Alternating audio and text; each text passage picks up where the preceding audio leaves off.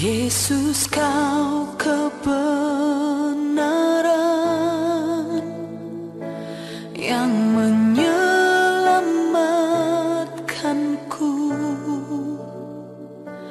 Kau memberikanku hidup dan pengharapan.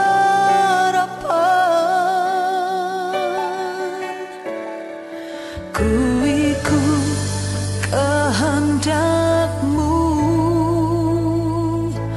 ku perlu anugerah-Mu. Ku nyatakan janjiku kepadamu.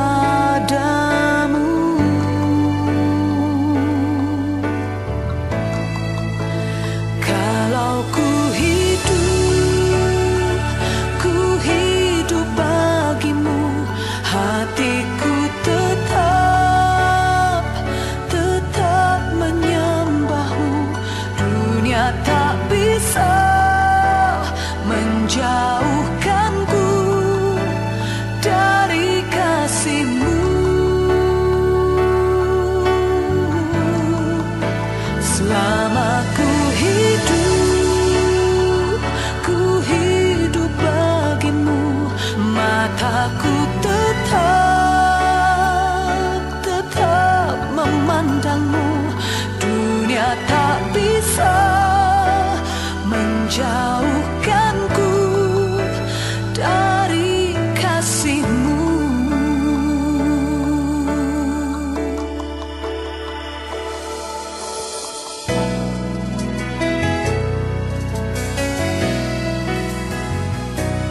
Yesus, kau kebenaran yang menyelamatkanku. Kau memberikanku hidup dan pengharapan.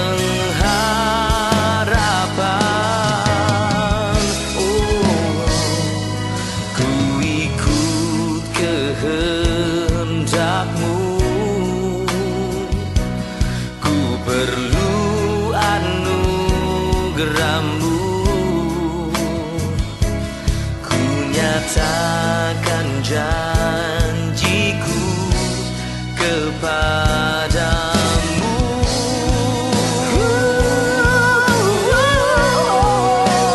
Kalau ku hidup bagimu, hatiku tetap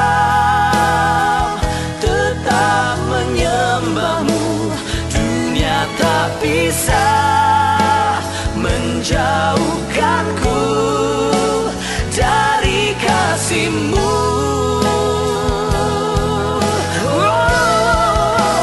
Selama ku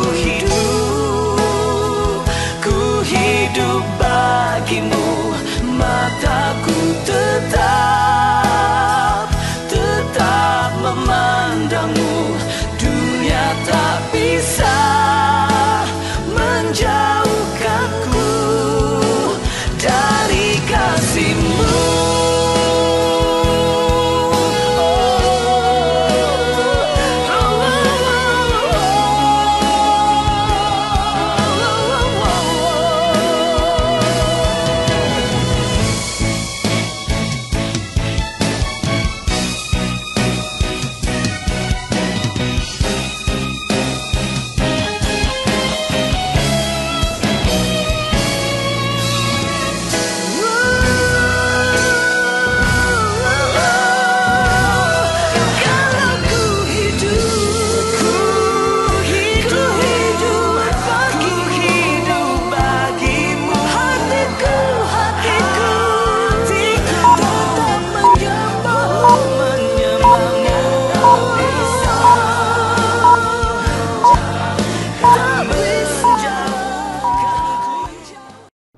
Salam sejahtera Bapak Ibu, seluruh jemaat CMC GCC dan juga para simpatisan, bahkan pemirsa dimanapun Anda berada di Indonesia bahkan di luar negeri. Bertemu lagi dengan saya, Pendeta Nathan Jurnawan, Sampai saat ini kita masih ibadah secara online melalui live streaming. Karena situasi dan kondisi COVID baik di dunia maupun di Indonesia masih belum bisa ditangani. Karena itulah saat ini pilihan yang terbaik adalah tetap ibadah online. Hari ini saya ingin mengajak Bapak Ibu melihat satu judul yang cukup unik, menempuh perjalanan di padang gurun. Kita akan belajar tentang sejarah perjalanan bangsa Israel dari Mesir menuju ke Tanah Kanaan dan banyak hal yang bisa kita pelajari. Namun sebelum kita masuk ke firman Tuhan, kita akan mendengarkan pujian dan penyembahan dahulu yang akan disampaikan oleh Bapak Pendeta Jonathan Prawira. Ada 3 lagu yang akan beliau bawakan pada saat ini. Yang pertama, Tanah Perjanjian. Itulah tanah Kanaan yang dijanjikan Allah kepada Abraham, nenek moyang bangsa Israel. Lalu bagaimana supaya mereka bisa masuk ke Tanah Perjanjian? Mereka harus melewati padang gurun selama 40 tahun. Itulah lagu yang kedua, padang gurun menjadi taman Tuhan. Dan lagu yang terakhir, arti kehadiranmu. Ketika melakukan perjalanan 40 tahun, Tuhan tidak lepas tangan. Tuhan tetap menyertai bangsa Israel melalui pimpinan yang sangat nyata, yaitu kehadiran tiang awan dan tiang api. Itulah 3 lagu yang akan kita dengarkan bersama. Mari saya persilakan Bapak Jonathan dan kita bisa ikuti di rumah masing-masing pujian dan penyembahan ini. Mari kita nikmati lagu ini.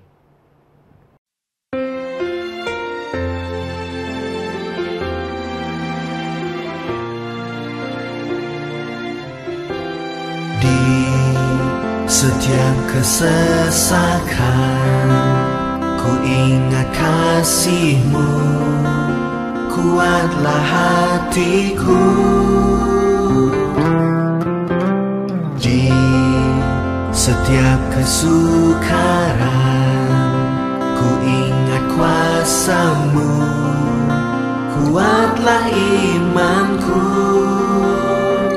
Seperti Kau telah membawa umat-Mu dari padang gurun ke tanah perjanjian. Ku percaya Kau sanggup membawaku menuju hidup yang selalu berkelimpahan.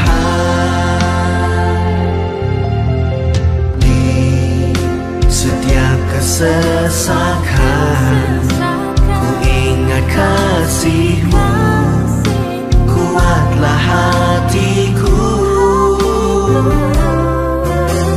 Di setiap kesukaran ku ingat kuasa-Mu, kuatlah imanku.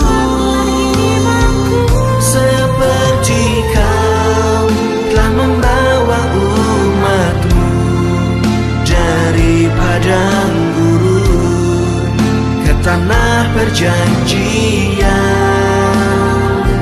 Ku percaya Kau sanggup membawaku menuju hidup yang selalu berkelimpahan.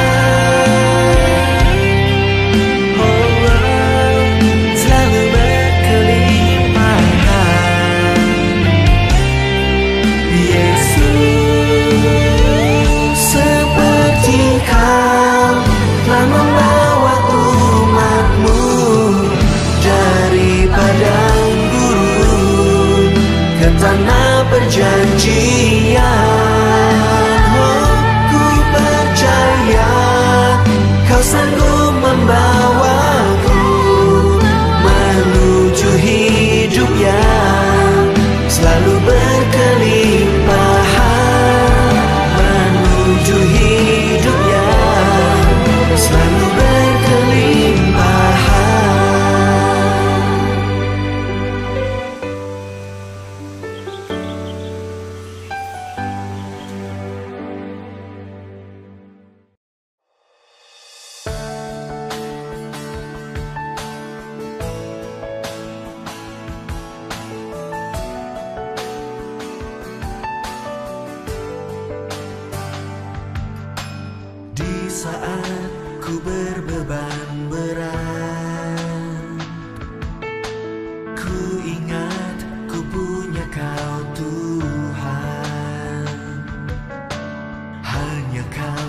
yang paling peduli. Keadaan yang ku alami di saat ku hilang harapan, ku berlari padamu Tuhan. Hanya Kau yang paling mengerti jalan keluarku yang pasti. Seperti tangan-Mu berkuasa mengubahkan padang gurun menjadi taman Tuhan.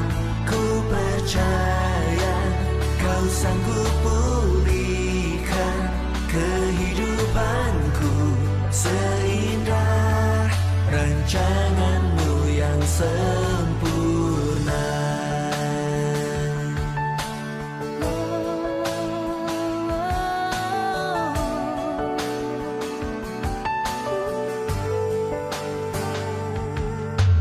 Di saat ku hilang harapan, ku berlari padamu Tuhan. Hanya Kau yang paling mengerti jalan keluarku yang pasti. Seperti tangan-Mu berkuasa mengubahkan padang gurun menjadi taman Tuhan. Ku percaya Kau sanggup pulihkan kehidupanku seindah rancangan-Mu yang sempurna. Saya percaya rencana Tuhan bagi kita adalah supaya kita tinggal dalam taman Firdaus. Sebab itu, apapun situasi kita, tetap percaya bahwa Tuhan sanggup memulihkan kehidupan kita dari seperti padang gurun menjadi seindah taman Tuhan. Seperti tangan-Mu berkuasa mengubahkan padang gurun menjadi taman Tuhan. Ku percaya Kau sanggup pulihkan kehidupanku seindah rancangan-Mu yang sempurna. Rancangan-Mu yang sempurna. Rancangan-Mu yang sempurna.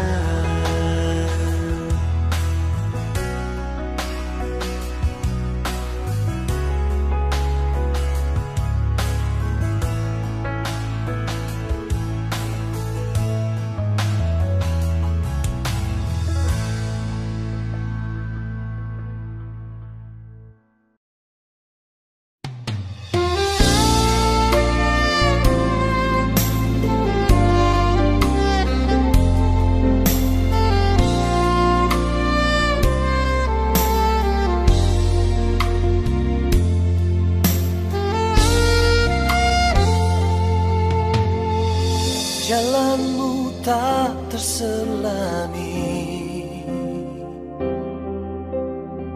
oleh setiap hati kami. Namun satu hal ku percaya, ada rencana yang indah. Tiada terduga kasih-Mu, heran dan besar bagiku. Arti kehadiran-Mu selalu nyata di dalam hidupku. Penyertaanmu sempurna, rancanganmu penuh damai, aman dan sejahtera walau di tengah badai. Ingin ku selalu bersama, rasakan keindahan arti kehadiranmu Tuhan.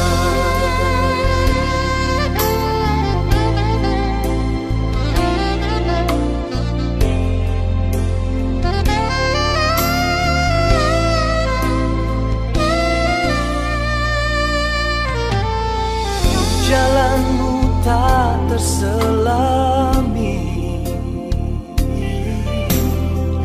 oleh setiap hati kami, namun satu hal ku percaya, ada rencana yang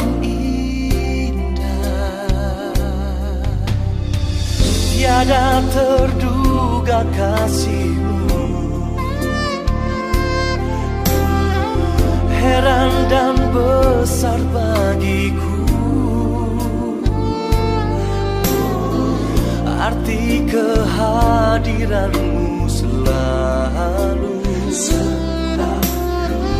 nyata di dalam hidupku. Penyertaan-Mu sempurna, rancangan-Mu penuh damai, aman dan sejahtera walau di tengah badai. Ingin ku selalu bersama, rasakan keindahan arti kehadiran-Mu Tuhan.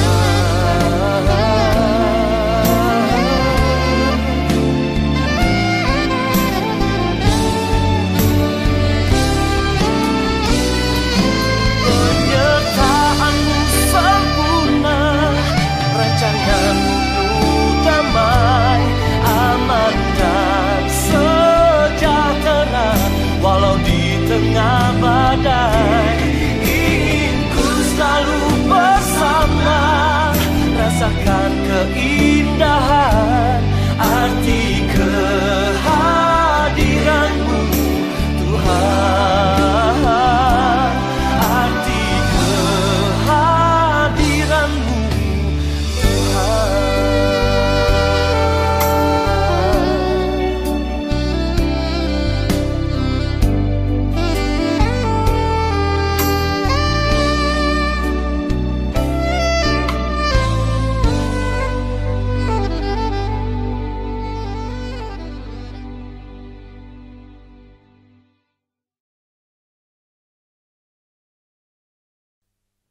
Bapak Ibu, kita sudah mendengarkan pujian dan penyembahan. Saya percaya itu tidak mengurangi khidmat kita untuk menyembah Tuhan melalui pujian dan lagu-lagu tadi.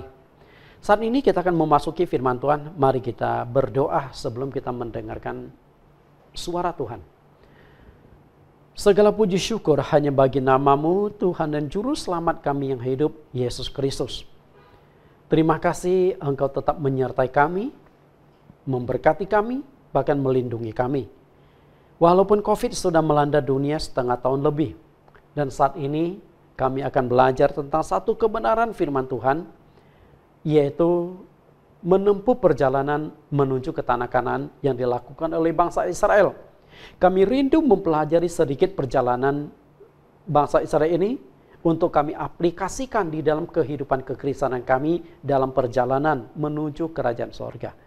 Terima kasih Tuhan, buka hati dan pikiran kami untuk menangkap makna yang terkandung di dalam simbolis perjalanan ini. Demikian doa permohonan kami, Tuhan menyertai kami. Di dalam nama Yesus Kristus. Amin. Bapak Ibu saya kasih, kita sudah mendengarkan pujian penyembahan dan kita juga sudah berdoa untuk memasuki firman Tuhan. Dan firman Tuhan yang akan kita kupas pada saat ini adalah menempuh perjalanan di padang gurun.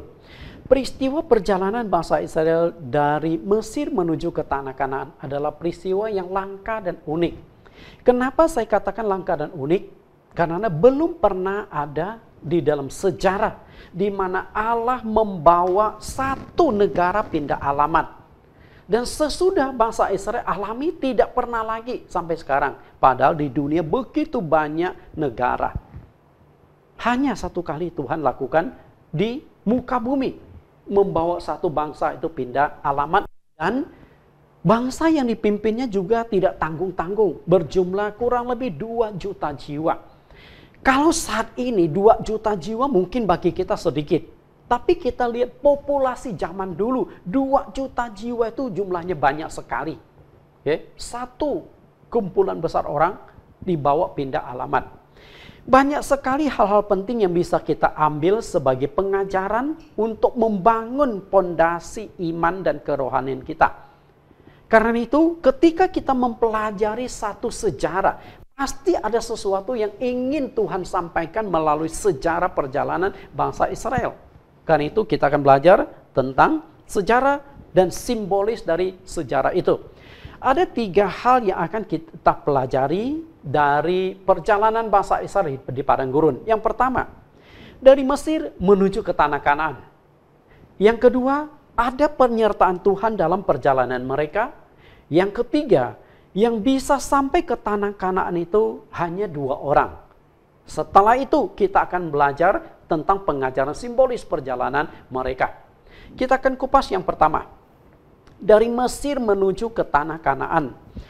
Sebenarnya perjalanan dari Mesir menuju ke tanah Kanaan, bangsa Israel itu boleh dikatakan pulang kampung. Kenapa saya katakan pulang kampung?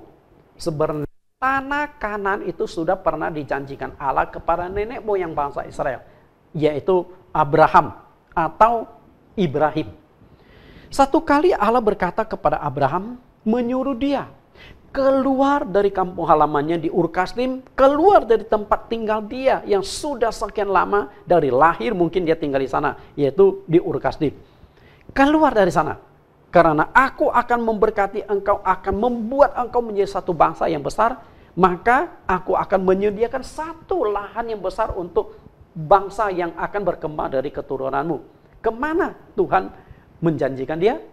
Yaitu tanah Kanaan. Itu dicatatkan di Kejadian pasal yang ke-12 ayat 1 sampai ayat yang ke-7. Bapak Ibu bisa buka Alkitabnya, tapi saya tidak akan buka karena saya menghemat waktu di sini. Oke. Dari sanalah mula munculnya tanah Kanaan yang dijanjikan. Kemudian janji ini pernah Tuhan perteguhkan lagi kepada Abraham. Dicatatkan di dalam Kejadian pasal yang ke-7 ayat 6 sampai 8. Karena itu bangsa Israel dari Mesir menuju ke tanah Kanaan boleh dikatakan tuh mereka sebenarnya pulang kampung halaman nenek moyang mereka. Lalu bagaimana nenek moyang mereka? Dari Abraham, lalu kemudian Ishak, lalu kemudian Yakub masih tinggal di tanah Kanaan. Tiba-tiba ceritanya sudah ada di Mesir. Lalu Mesir mau kembali ke sini. Sebenarnya cerita ini cukup panjang. Ketika Yakub, dia punya 12 anak laki-laki yang akhirnya membentuk 12 suku Israel. Satu kali karena ada konflik internal di antara anak-anak Yakub, sampai akhirnya Yusuf dijual oleh saudaranya dan dibeli oleh Potifar di Mesir. Sampai suatu ketika, kemudian Firaun itu bermimpi. Itu dicatatkan di Kejadian pasal 41. Dalam mimpinya itu adalah mimpi yang berasal dari Tuhan. Dan akhirnya Yusuf dipertemukan dengan Firaun dan akhirnya Yusuf bisa menjelaskan arti mimpi dari Firaun. Yusuf berkata, akan terjadi masa kelimpahan 7 tahun dan akan terjadi masa kelaparan 7 tahun. Firaun yang merasa Yusuf begitu pintar dan bijaksana menjelaskan tentang arti mimpinya, dan Firaun yakin ini bukan mimpi sembarangan. Ini mimpi dari Tuhan. Dan akhirnya dia mengangkat Yusuf untuk mensosialisasikan dan juga mengatasi mimpinya. Terutama 7 tahun kelaparan itu. Dan ternyata betul. Akhirnya Yusuf diangkat sebagai Perdana Menteri. Setelah diangkat menjadi Perdana Menteri, ternyata terjadi 7 tahun kelimpahan. Waktu 7 tahun kelimpahan itulah Yusuf membangun gudang-gudang besar untuk menampung hasil-hasil tanah. Begitu banyak yang berhasil ditampung Yusuf. Kemudian setelah 7 tahun kelimpahan berlalu, datanglah 7 tahun penderitaan. 7 tahun kelaparan. Karena 7 tahun ini tidak turun hujan. Di 7 tahun kelaparan ini bukan hanya terjadi di Mesir. Ternyata kelaparan itu menimpa sampai ke tanah Kanaan. Di mana Yakub bersama dengan keluarganya, saudara-saudara Yusuf tinggal. Dan akhirnya mereka mencari informasi dan dapat informasi bahwa di Mesir itu masih ada makanan, persediaan stok makanan. Kemudian Yakub lalu mengutus anaknya pergi ke Mesir untuk membeli makanan. Awalnya mereka tidak tahu bahwa yang menjadi Perdana Menteri itu adalah Yusuf. Tidak lain adalah anak Yakub sendiri. Saudara-saudara dari Yusuf tidak tahu. Setelah beli mereka pulang. Lalu setelah itu setelah mereka hidup dengan makanan yang dibeli, tidak lama kemudian habis. Setelah itu diutus lagi. Nah, utusan yang kedua kali itulah baru mulai terbongkar siapa Yusuf itu sesungguhnya. Singkat cerita, akhirnya Yusuf memperkenalkan diri kepada saudara-saudaranya dan geger. Saudara-saudara Yusuf yang sudah menjual mereka, dan itu berlangsung cukup lama loh, kurang lebih 13 tahun. Karena waktu Yusuf dijual dia berumur 17 tahun. Dan dia akhirnya menjadi Perdana Menteri di Mesir berumur 30 tahun. Selang waktu belasan tahun ini pasti mereka masih ingat lah, oke? Mereka ketakutan. Tapi Yusuf memberikan kekuatan menghibur saudara-saudaranya. Lalu Yusuf meminta agar saudaranya itu memanggil papanya. Dan mereka pindah ke Mesir. Karena Yusuf ingin menjamin kehidupan mereka. Karena masa kelaparan itu masih akan berlangsung bertahun-tahun. Setelah sampai di Mesir, Yusuf menyediakan satu lahan kepada mereka yang subur. Selain mereka bisa hidup di sana, juga bisa menggembalakan kambing domba di sana. Yaitu tanah Goshen. Di tanah Goshen dalam mereka hidup. Dan kira-kira ada berapa jiwa yang pergi ke Mesir? Kita akan coba lihat sedikit sejarah di Kisah Rasul pasal yang ke-7. Kisah Rasul pasal 7 ayat 11 sampai 14. Kisah Rasul pasal 7 ayat 11. Maka datanglah bahaya kelaparan menimpa seluruh tanah Mesir dan tanah Kanaan, serta penderitaan yang besar, sehingga nenek moyang kita tidak mendapat makanan. Tetapi ketika Yakub mendengar bahwa di tanah Mesir itu ada gandum, ia menyuruh nenek moyang kita ke sana. Itulah kunjungan mereka yang pertama. Pada kunjungan mereka yang kedua, Yusuf memperkenalkan diri kepada saudara-saudaranya. Lalu ketahuanlah asal-usul Yusuf kepada Firaun. Kemudian Yusuf menyuruh menjemput Yakub ayahnya dan semua sanak saudaranya. 75 jiwa banyaknya. Lalu pergilah Yakub ke tanah Mesir. Di situ ia meninggal dan nenek moyang kita. Kita lihat. Ternyata Yakub ini punya keturunan di tanah Kanaan berjumlah sekitar 75 jiwa. Dan 75 jiwa itulah pindah ke Mesir mendapatkan Yusuf. Dan Yusuf menjamin kehidupan mereka. Itulah cikal bakal dari bagaimana mereka itu berada di Mesir. Okay? Dan berapa lama mereka itu tinggal di Mesir? Kita coba lihat lagi di sejarah tadi. Lihat ayat 6 sampai ayat yang ke-7. Berapa tahun mereka tinggal di sana? Ayat yang ke-6. Beginilah firman Allah. Yaitu bahwa keturunannya akan menjadi pendatang di negeri asing dan bahwa mereka akan diperbudak dan dianiaya 400 tahun lamanya. Tetapi bangsa yang akan memperbudak mereka itu akan kuhukum, firman Allah, dan sesudah itu mereka akan keluar dari situ dan beribadah kepadaku di tempat ini. Ternyata mereka berkembang biak 400 tahun lamanya di Mesir. Dari 75 jiwa Lalu ditambah Yakub, ada istri dan anaknya 2 orang, ya kurang lebih 80 orang.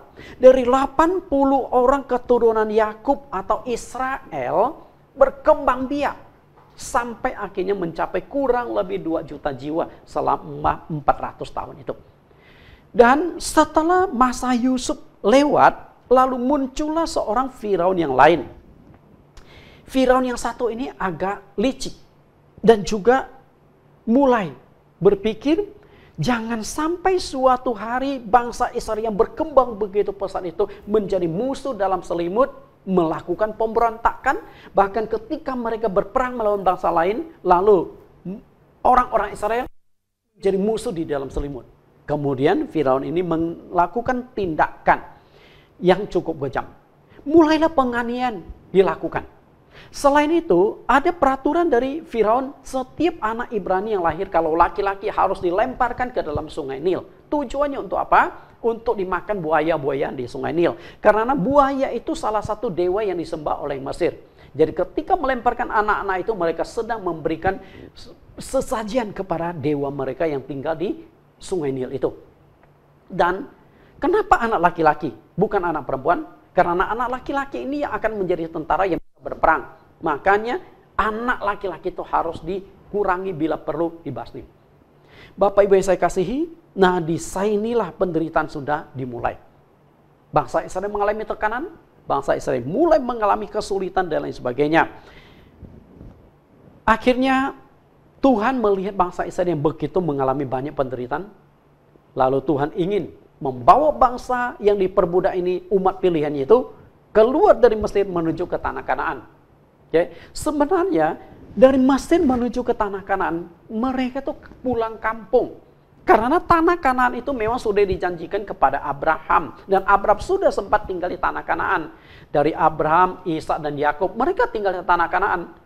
Nah, jadi generasi yang ada di Mesir inilah yang tidak tahu. Mereka tuh sebenarnya pulang kampung ke tanah perjanjian yang dijanjikan kepada nenek moyang mereka.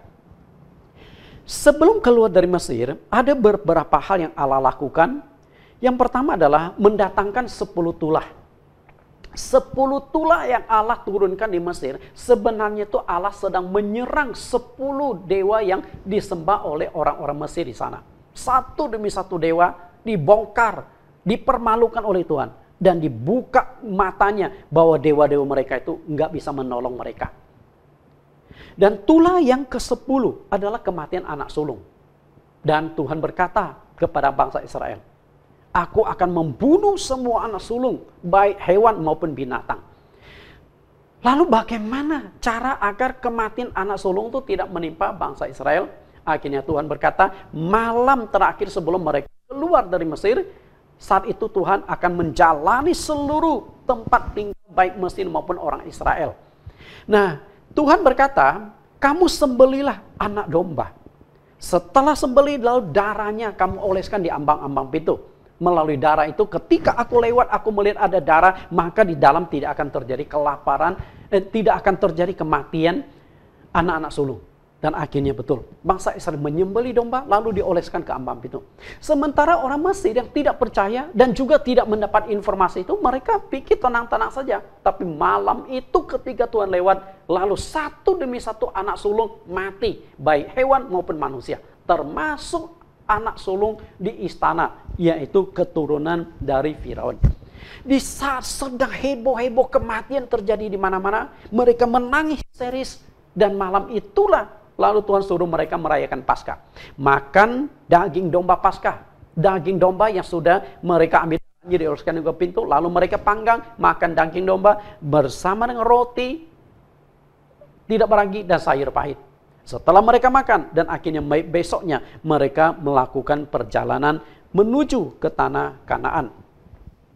Saudaranya saya kasihi, ketika mereka keluar dari tanah Kanaan, sampailah mereka di satu tepi laut, namanya Laut Merah atau Laut Tebrau. Sekarang masalah muncul. Mereka mau maju, ada laut. Mereka mau mundur, ternyata Firaun mendengar bahwa mereka ada di tepi laut dan mereka tidak bisa kemana-mana. Dan Firaun pikir mereka tersesat. Lalu Firaun mengutus tentaranya. Dan dengan 600 kereta perang dan juga banyak prajurit untuk menyerang bangsa Israel. Kalau mereka tidak mau balik, kalau mereka mau balik, mereka akan bawa pulang. Dan di sini masalah. Maju kena, mundur juga kena. Maju ada laut, mundur ada tentara Firaun. Tapi dengan cara yang sangat unik, Tuhan membuka jalan bagi mereka, membelah Laut Merah.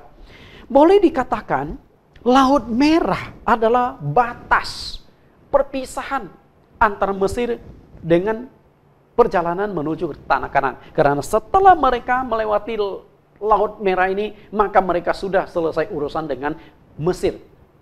Karena setelah Tuhan membuka jalan lewat laut, mereka berhasil menyeberang. Nah, Firaun yang melihat ada jalan, lalu mereka juga mengejar melewati tanah kering di tengah laut itu. Dan setelah mereka selesai menyeberang, lalu Tuhan menutup kembali laut yang sudah dibelah Tuhan. Matilah seluruh tentara Firaun, kereta kuda, dan semuanya. Ini adalah sejarah. Okay? Perjalanan panjang dimulai setelah melewati Laut Merah. Yang kedua adalah, ada penyertaan Tuhan dalam perjalanan mereka. Sepanjang 40 tahun perjalanan yang mereka tempuh, yang begitu melelahkan, namun banyak terjadi, selain itu banyak terjadi juga kelahiran dan kematian di padang gurun. Banyak kesulitan-kesulitan yang mereka alami di dalam perjalanan mereka. Cuaca panas yang dingin. Di Timur Tengah itu ada 4 musim. Musim panas, musim dingin, musim semi, dan musim gugur. Dan 4 musim ini silih berganti setiap tahun. Dan di musim panas, kebayang nggak di padang gurun panasnya itu luar biasa. Dan di musim dingin, dinginnya itu luar biasa. Bisa membeku mereka. Tapi dengan kondisi demikian, Tuhan tidak meninggalkan mereka. Tuhan tetap menyertai mereka. Tuhan menurunkan tiang awan dan tiang api. Tiang awan waktu siang hari, awan itu menutupi perkemahan bangsa Israel, menutupi perjalanan mereka. Jadi tiang awan itu ikut bergerak supaya mereka tidak kepanasan di padang gurun.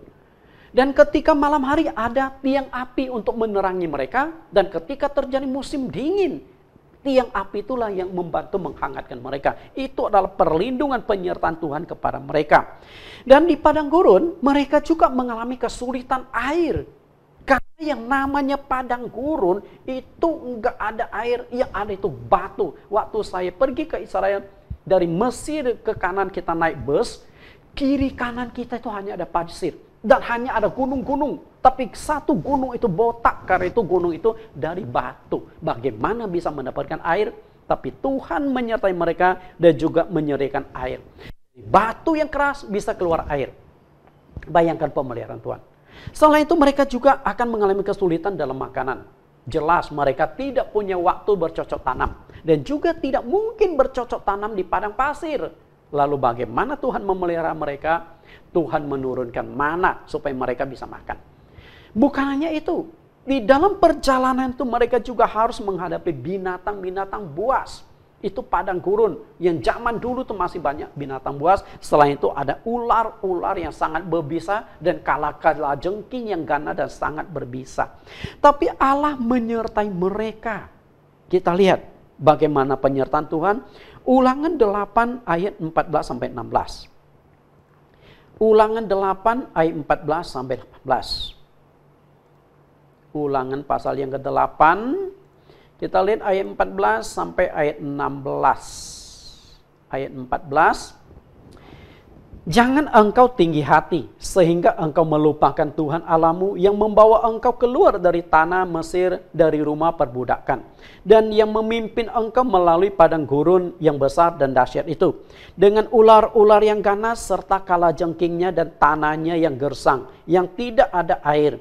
Dia yang membuat air keluar bagimu dari gunung batu yang keras. Dan yang di padang gurun memberi engkau makan mana yang tidak dikenal oleh nenek moyangmu. Supaya direndahkannya hatimu dan dicobainya engkau hanya untuk berbuat baik kepadamu pada akhirnya. Ternyata Tuhan tuh menyertai mereka sangat luar biasa. Selain tiang awan, tiang api, Tuhan menyediakan makanan dengan mana 40 tahun. Dan juga Tuhan menyediakan air kepada mereka. Sehingga mereka tidak kehausan. Bahkan Tuhan juga memberikan kekuatan fisik dan membuat kaki mereka sanggup berjalan 40 tahun di padang gurun. penyertaan Tuhan yang begitu luar biasa, penyertaan Tuhan yang begitu sempurna.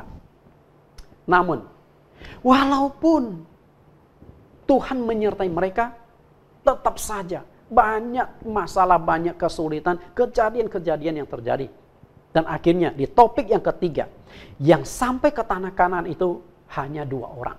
Yang asli keluar dari tanah Mesir yang berumur 20 tahun ke atas, dan yang berhasil masuk ke tanah Kanaan itu hanya 2 orang. Bayangkan, hanya 2 orang. Sebenarnya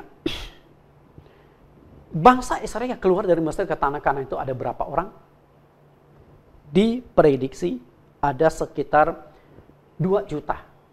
Apakah ada angka 2 juta di Alkitab? Tidak. Ini hanya prediksi atau asumsi. Kita lihat ayatnya, inilah yang menjadi acuan. Keluaran pasal 12 ayat 37-38. Keluaran 12 ayat 37-38. Ini jumlah mereka yang keluar dari Mesir ada berapa orang? Ayat 37. Keluaran 12 ayat 37. Kemudian berangkatlah orang Israel dari Ramses ke Sukot, kira-kira 600.000 orang laki-laki berjalan kaki, tidak termasuk anak-anak. Juga banyak orang dari berbagai-bagai bangsa turut dengan mereka. Lagi sangat banyak ternak kambing domba dan lembu sapi. Di sini dikatakan yang keluar dari Mesir menuju ke tanah Kanaan itu ada 600.000 laki-laki. Ini belum termasuk anak-anak. Ini belum termasuk yang perempuan. Nah, dihitung anak-anak itu ya 20 tahun ke bawah. Oke? Artinya kurang lebih 2 juta orang. Mereka berangkat dari Mesir menuju ke tanah Kanaan. Tapi yang benar-benar bisa masuk ke tanah Kanaan itu hanya ada 2 orang. Kalau kita nyatakan dalam persentase itu sangat-sangat kecil persentase itu. Hanya 0,0 sekian persen. Sungguh mengerikan. Bahkan pemimpin utama mereka yaitu Musa, Harun, dan Miriam, mereka juga tidak sempat masuk ke tanah Kanaan. Musa itu hanya diberikan kesempatan oleh Tuhan melihat tanah Kanaan dari atas gunung Nebo. Karena di sanalah akhirnya dia meninggal. Dari atas gunung Tuhan izinkan, lihatlah ini tanah Kanaan ini dijanjikan. Padahal dari atas gunung Nebo itu sudah dekat ke tanah Kanaan, sudah bisa dilihat, sudah tidak perlu pakai kaca teropong lagi. Sungguh tragis. Musa kenapa tidak masuk ke tanah Kanaan? Karena Musa juga melakukan pelanggaran di padang gurun itu. Jadi banyak sekali yang gugur. Lalu siapakah dia yang begitu beruntung bisa masuk ke tanah Kanaan? Kita lihat Bilangan 14 ayat 29-30. Kitab Bilangan pasal 14 ayat 29-30. Bilangan 14 ayat 29 sampai 30. Di padang gurun inilah bangkai-bangkaimu akan berhantaran. Ya, ini semua orang di antara kamu yang dicatat. Semua tanpa kecuali yang berumur 20 tahun ke atas, karena kamu telah bersungut-sungut kepadaku. Bahwasanya kamu tidak akan masuk ke negeri yang dengan mengangkat sumpah telah kujanjikan akan kuberikan untuk kamu diami. Kecuali Kaleb bin Yefun dan Yosua bin Nun. Ternyata hanya 2 orang, yaitu Yosua dan Kaleb, yang berhasil masuk ke tanah Kanaan. Bapak Ibu, kita lihat tragis sekali. Nah, sekarang kita akan masuk ke bagian simbolis dari sejarah pengajaran ini. Tujuan dari sejarah perjalanan bangsa Israel ditulis untuk apa? Rasul Paulus ungkapkan di 1 Korintus pasal 10 ayat 5, 6 dan ayat 11. Kita lihat kenapa sejarah ini ditulis. 1 Korintus pasal yang ke-10 ayat 5 sampai 6. Tetapi sesungguhnya demikian Allah tidak berkenan kepada bagian yang terbesar dari mereka, karena mereka ditewaskan di padang gurun. Semuanya ini telah terjadi sebagai contoh bagi kita untuk memperingatkan kita supaya jangan kita menginginkan hal-hal yang jahat seperti yang telah mereka perbuat. Kemudian ayat yang ke-11. Semua ini telah menimpa mereka sebagai contoh dan dituliskan untuk menjadi peringatan bagi kita yang hidup pada waktu di mana zaman akhir telah tiba. Ternyata sejarah perjalanan dari Mesir menuju ke tanah Kanaan sengaja dituliskan menjadi pengajaran kepada kita. Oke? Nah, perjalanan dari Mesir menuju ke tanah Kanaan ini adalah satu gambaran rohani. Perjalanan kita dari orang-orang Kristen dari dunia menuju ke sorga. Okay? Dari dunia menuju ke sorga. Itu simbolis. Dan ada beberapa simbolis yang bisa dapat kita tangkap di sini. Mesir bagi kita saat ini adalah dunia di mana kita hidup. Paulus mengungkapkan bahwa hidup di dunia ini penuh dengan masalah, kesulitan, dan penderitaan. Dicatatkan di 2 Korintus pasal 5 ayat 1 sampai 4. Kita hidup di dalam dunia. Penderitaan, sakit penyakit, kesulitan ekonomi, masalah rumah tangga, masalah anak. Apalagi pada saat ini ketika COVID melanda dunia dari Januari sampai Agustus ini belum kunjung selesai. Sungguh, dunia mengalami goncangan. Dunia mengalami resesi. Dunia ketakutan. Histeris. Karena banyak orang yang sudah meninggal gara-gara COVID. Sudah puluhan juta orang yang kena COVID. Dan yang meninggal itu sudah mencapai ratusan ribu, ada 600 ribu gara-gara COVID. Dunia benar-benar mengalami goncangan. Di Indonesia juga sama. Gara-gara lockdown atau gara-gara PSBB, ekonomi juga mengalami kelumpuhan, ekonomi tidak bisa bergerak. Segala penderitaan-penderitaan hidup di dunia ini Tuhan tahu. Karena itulah di Yohanes pasal 14 ayat 1 sampai ayat yang ketiga, Tuhan menjanjikan tanah yang baru, tanah perjanjian. Kalau tanah Kanaan yang ada di Timur Tengah Tuhan janjikan kepada umat pilihan, dan Tuhan menjanjikan tanah air sorgawi yang dicatatkan di Yohanes pasal 14 ayat 1 sampai ayat 3. Tuhan berkata, janganlah gelisah hatimu, percayalah kepada Allah, percayalah juga kepadaku. Di rumah Bapakku banyak tempat tinggal. Jika tidak demikian, tentu aku mengatakannya kepadamu, sebab aku pergi ke situ untuk menyediakan tempat bagimu. Tuhan berkata, aku pergi ke sana menyediakan tempat bagimu. Nah, inilah tanah perjanjian yang Tuhan janjikan untuk kita. Tapi untuk bisa mendapatkan tanah perjanjian di sorga, kita harus melakukan perjalanan dari bumi ke sorga. Nah, perjalanan inilah satu simbolis sama seperti perjalanan bangsa Israel. Tadi saya sudah katakan, bangsa Israel sebelum mereka keluar dari Mesir menuju ke tanah Kanaan, mereka harus menyembelih anak domba Paskah. Yang darah domba Paskah dioleskan ke ambang pintu supaya mereka.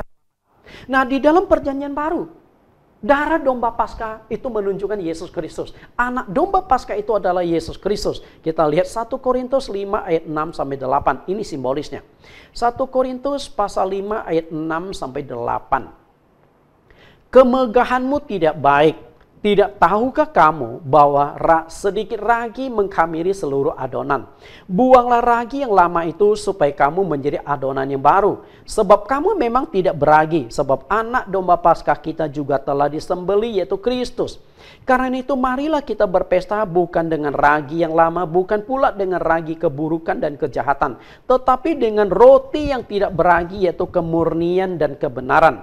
Saudara yang saya kasihi, darah anak domba Paskah adalah simbolis darah Yesus yang dikucurkan untuk menyelesaikan dosa-dosa kita.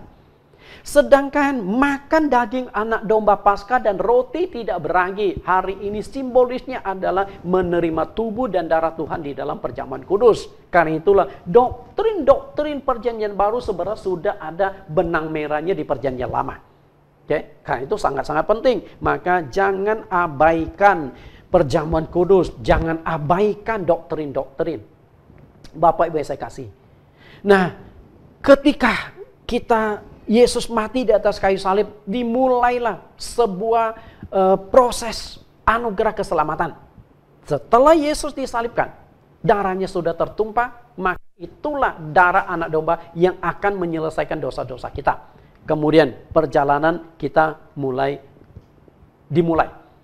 Dan dimulainya perjalanan dari dunia menuju ke surga setelah kita percaya Tuhan Yesus dan dibaptis.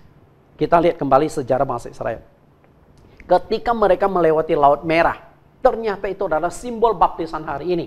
Okay?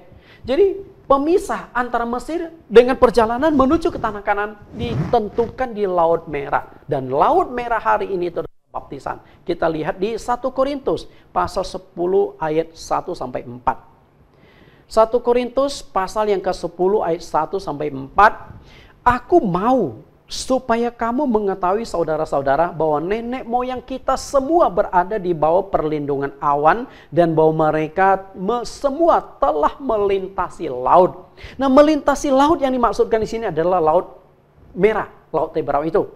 Ayat yang kedua, untuk menjadi pengikut Musa, mereka semua telah dibaptis dalam awan dan dalam laut. Jadi ketika mereka melewati Laut Merah itu adalah simbol baptisan hari ini.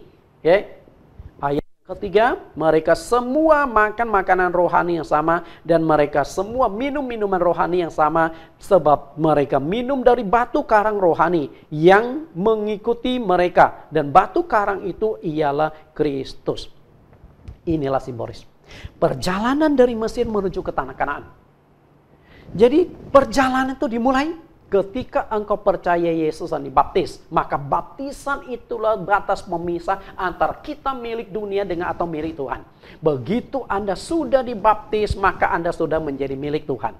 Okay? Makanya Tuhan katakan, pergilah, jadikanlah semua bangsa muridku. Jadi dan baptislah mereka dalam nama Bapa, Anak, dan Roh Kudus. Yang dicatatkan di Matius pasal yang ke-28 ayat yang ke-19. Jadi begitu kita dibaptis, kita bukan milik dunia lagi. Setelah kita dibaptis, kita sudah menjadi umat pilihan Allah. Sudah milik Yesus Kristus, sudah menjadi murid-murid Yesus. Nah, dimulailah perjalanan panjang menuju ke sorga.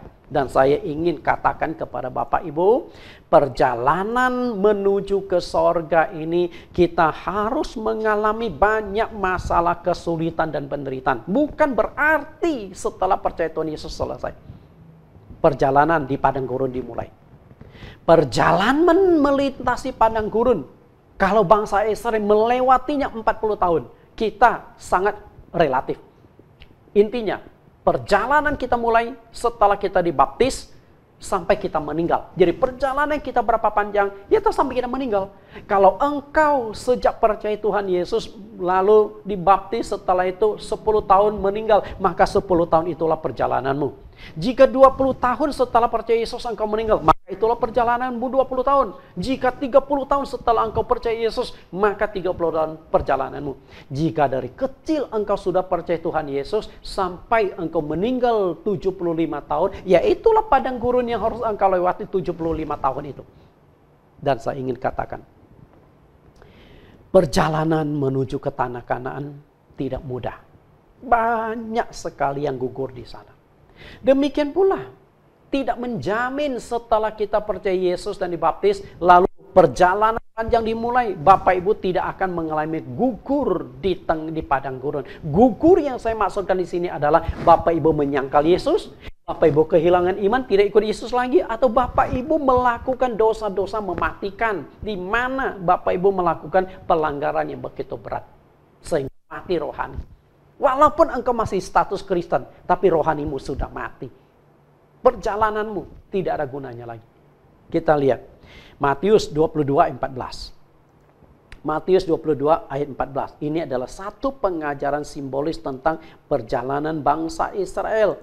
Yang bisa masuk ke tanah Kanaan itu hanya ada 2 orang. Demikian pula Yesus katakan, sebab banyak yang dipanggil tetapi sedikit yang dipilih. Yang dipanggil untuk menjadi pengikut Yesus banyak. Banyak sekali orang-orang Kristen di dunia. Kurang lebih 2 miliar. Okay? Nah, dari 2 miliar manusia yang percaya Tuhan Yesus, apakah semuanya bisa masuk surga? Setelah mereka percaya Yesus dibaptis, mereka mulai melakukan perjalanan menuju ke sorga. Tapi Tuhan sudah ingatkan kita di Matius 22 ayat 14 ini, banyak yang dipanggil tetapi sedikit yang dipilih. Yang dipanggil menjadi orang Kristen begitu banyak, tapi yang benar-benar umat pilihan yang bisa sampai ke tanah air sorgawi, tanah perjanjian, yaitu rumah yang dijanjikan Bapa kita, hanya sedikit orang. Jika orang Israel hanya ada 2 orang yang keluar dari Mesir menuju ke tanah Kanaan, 2 juta orang. Dan yang bisa masuk ke tanah Kanaan yang berumur 20 tahun ke atas hanya 2 orang. Yang usianya di atas 20 tahun, Yosua dan Kaleb. Dengan kata lain, yang keluar dari Mesir begitu banyak, tapi yang asli keluar dari Mesir bisa sampai ke tanah Kanaan hanya 2 orang. Sungguh-sungguh tragis. Saya ingin ingatkan Bapak Ibu bahwa perjalanan yang kita tempuh ini berat. Perjalanan yang kita tempuh ini panjang. Perjalanan yang kita tempuh ini menghadapi berbagai macam rintangan. Tapi apakah kita bisa tetap mengikuti Yesus, mempertahankan iman kita di padang gurun rohani? Satu kali ada yang bertanya kepada Tuhan Yesus, apakah yang diselamatkan itu hanya sedikit? Kita lihat bagaimana jawaban Tuhan. Lukas 13 ayat 23-24. Lukas 13 ayat 23 sampai 24. Ayat 23. Dan ada seorang yang berkata kepadanya, Tuhan, sedikit sajakah orang yang diselamatkan? Jawab Yesus kepada orang di situ, berjuanglah untuk masuk melalui pintu yang sesak itu. Sebab aku berkata kepadamu, banyak orang akan berusaha untuk masuk tetapi tidak akan dapat. Ketika ditanya apakah yang selamanya sedikit orang, Tuhan katakan, berjuanglah melalui pintu yang sesak itu. Lebih jauh Tuhan Yesus jelaskan di Matius 7 ayat 13 sampai 14, ada 2 jalan dan 2 pintu. Pintu yang sempit dan jalan yang sempit, pintu yang longgar dan jalan yang lebar. Pintu ini menunjukkan apa? Ada 2 makna tentang pintu dan jalan. Pintu ini berbicara kasih karunia. Jalan itu berupa ajaran. Karena itu ketika kita salah masuk pintu dan salah menempuh jalan, maka kita akan masalah. Pintu itu kasih karunia. Banyak gereja mengajarkan tentang kasih karunia Tuhan secara berlebihan. Sehingga Tuhan itu pengampun dan sebagainya. Saya tidak setuju dengan teori kemakmuran. Juga saya tidak setuju dengan teori yang mengajarkan tentang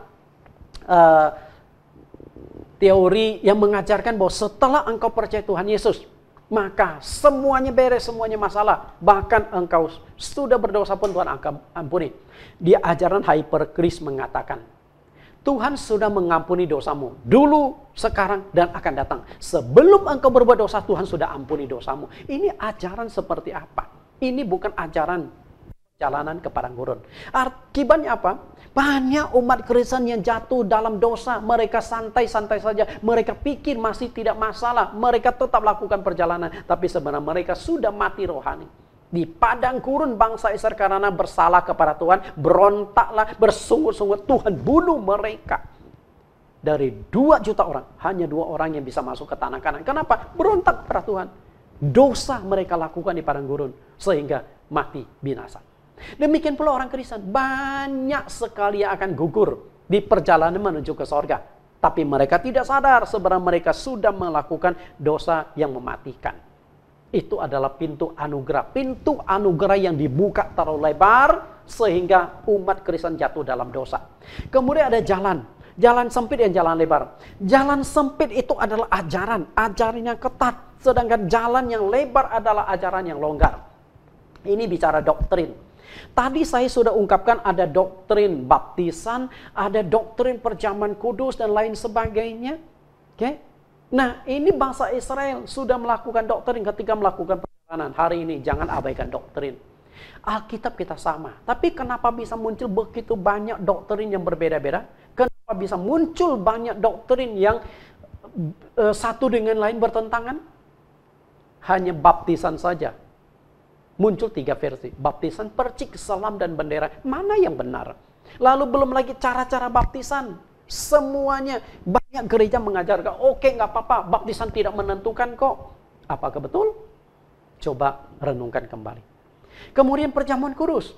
Dengan cara macam-macam perjamuan kudus. Lalu perjamuan kudus mana yang sesuai dengan prinsip-prinsip Alkitab? Itu adalah jalan. Jangan sampai kita melewati jalan yang longgar, artinya doktrin yang longgar yang tidak ada pembatasannya. Bapak Ibu yang saya kasih di dalam Tuhan. Perjalanan di padang gurun adalah satu perjalanan panjang. Banyak orang yang akan kehilangan iman. Banyak orang yang akan mengalami frustrasi. Mempertahankan iman sampai akhir bukan hal yang mudah.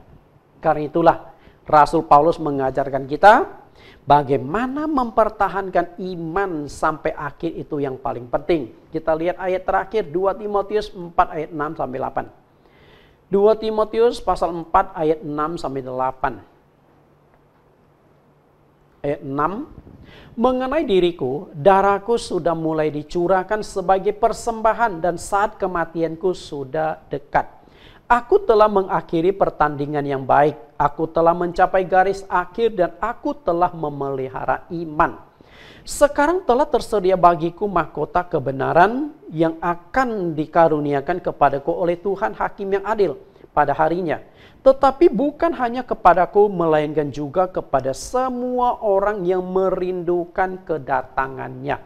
Dengan begitu jelas, dengan begitu yakin, Paulus berkata, aku telah mengakhiri pertandingan yang baik. Jadi perjalanan, setelah Anda percaya Tuhan Yesus dan dibaptis, kita ini bertanding melakukan perjalanan. Banyak yang akan gugur di perjalanan, di dalam pertandingan tersebut. Andai kata Anda jatuh dalam dosa, Anda murtad, Anda meninggalkan Tuhan, Anda gugur di padang gurun. Yang bisa masuk ke tanah Kanaan berapa orang? Renungkanlah.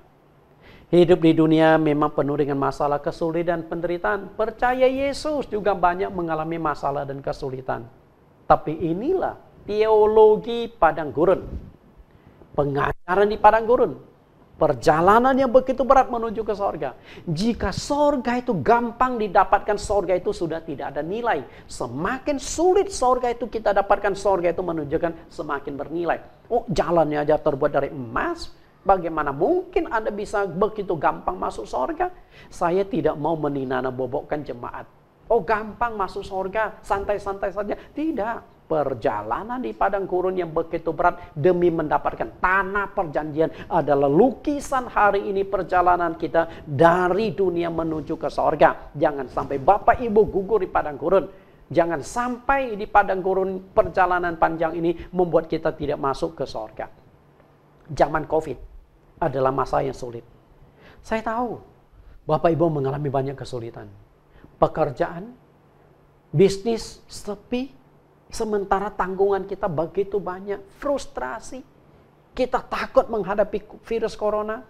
Saat ini mungkin ada di antara Bapak Ibu yang sedang menghadapi corona, mengidap corona. Hanya 2 kemungkinan, sembuh atau meninggal. Ketakutan demikian membuat kita frustrasi. Tapi percayalah, padang gurun yang sedang kita jalani pada saat ini bisa kita lewati ketika engkau bersama dengan Tuhan.